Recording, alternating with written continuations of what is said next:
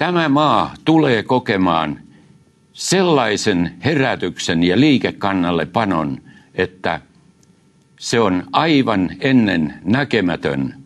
Ja Jumala antaa noina päivinä, kun nämä synneissään olevat ihmiset julistetaan vapaiksi, niin Jumala antaa apostolisen voitelun, jota hän on alkanut jo jakamaan.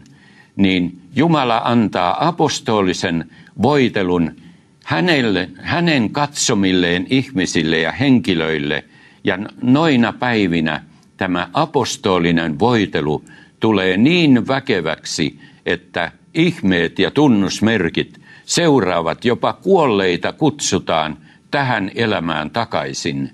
Ja silloin voitetaan sielut taivasten valtakunnalle ja silloin me kohta pääsemme muuttamaan tämän maan päältä kotiin Jeesuksen kasvojen valkeuteen.